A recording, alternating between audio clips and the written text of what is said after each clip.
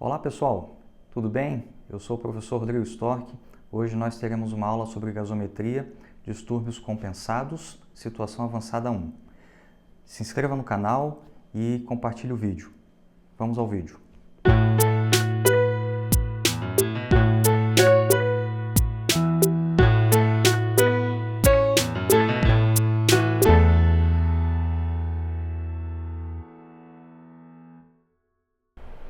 Muito bem, nessa aula a gente vai ver uma situação que é bastante comum de acontecer e que requer muita cautela na hora de avaliar a gasometria para não termos aí algum diagnóstico equivocado. Tá? Vamos ver aqui uma situação que, baseada nesses valores aqui de gasometria. Tá? Então temos aqui um pH de 7,30, temos um PaCO2 de 41 milímetros de mercúrio, e bicarbonato de 12 miliequivalente por litro. Diante dessa gasometria, inicialmente nós teríamos o seguinte raciocínio para dar um diagnóstico. Se o pH está em 7,3, o pH está baixo. Se o pH está baixo, estamos diante de uma acidose.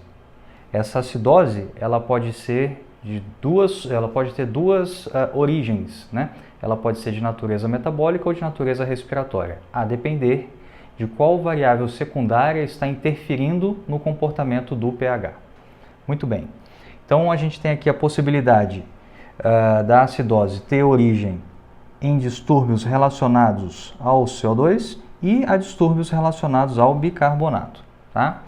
Considerando os valores de normalidade para ambas as variáveis, tá, nós conseguimos perceber que a variável que está fora do seu padrão de normalidade é o bicarbonato e ela está abaixo daquele valor que é do intervalo de valor que é considerado o normal. Né? Nós temos ali um valor de bicarbonato na faixa de 12 e então ele está abaixo de 22.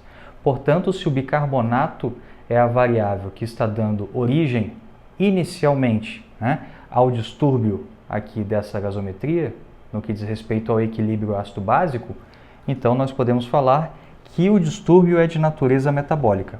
E, portanto, se temos um pH baixo, acidose, e a natureza dele é metabólica, em tese, nós teríamos aqui uma acidose metabólica. Mas é aí que está o ponto da aula. Toda vez que você estiver diante de um distúrbio de natureza metabólica, a gente precisa questionar de fato se é um distúrbio simples de acidose metabólica. Tá?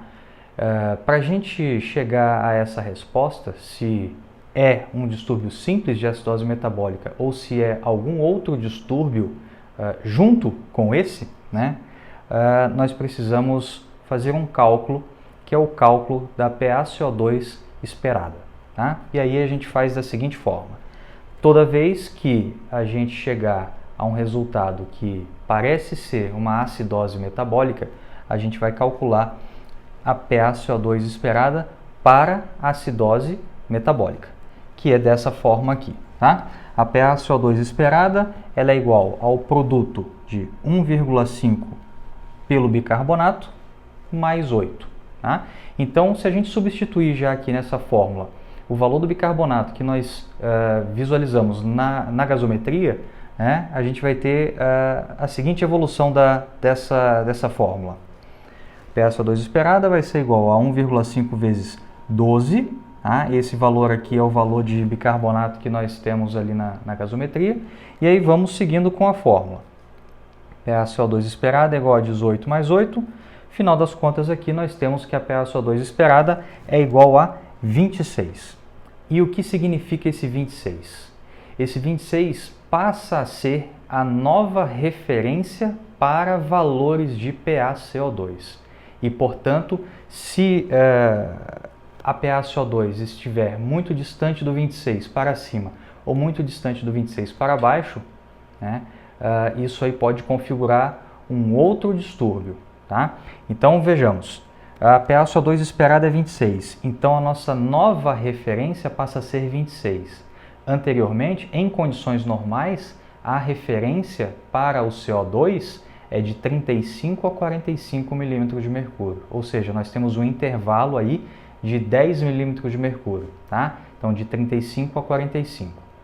Logo, agora nós temos um valor de referência que é diferente, não é mais 35 a 45, agora a gente considera o valor de 26, tá? Porque essa é a PaCO2 esperada para um distúrbio, né, para uma situação onde nós temos bicarbonato baixo, levando o pH para um ambiente de acidose. Tá?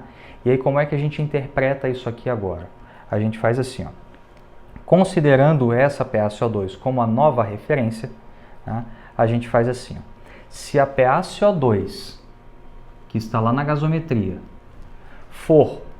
se a PaCO2 que está lá na gasometria for igual à PaCO2 esperada, nós estaremos então diante de um distúrbio simples. E neste caso, qual é o distúrbio simples? Acidose metabólica. No entanto, se a PaCO2 for menor do que a PaCO2 esperada, né? Se a PaCO2 for menor do que a esperada, nós estaremos diante de uma alcalose, porque a gente sabe que CO2 baixo significa caminhar no sentido da alcalose. CO2 alta significa caminhar no sentido da acidose. Então, se a PaCO2 que nós temos lá na gasometria for menor do que a PaCO2 esperada, nós estaremos diante de um distúrbio de alcalose respiratória associada a uma acidose metabólica. Tá? Agora, se por acaso a PaCO2 que nós temos lá na gasometria for maior do que a PaCO2 esperada, PaCO2 acima dos seus valores de normalidade, indicam então um distúrbio de acidose. Como a gente está fazendo essa conta para uma situação de inicialmente ser acidose metabólica, se também houver uma acidose respiratória com acidose metabólica, então nós temos um distúrbio misto, ou seja, uma acidose mista. Portanto, toda vez que você fizer a análise de uma gasometria e inicialmente ela aparentar ser uma acidose metabólica, você deve seguir fazendo essa conta aqui da PaCO2 esperada, tá?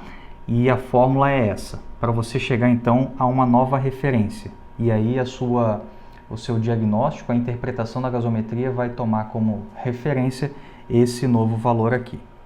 Muito cuidado, porque essa fórmula aqui ela é aplicada para situações de acidose metabólica.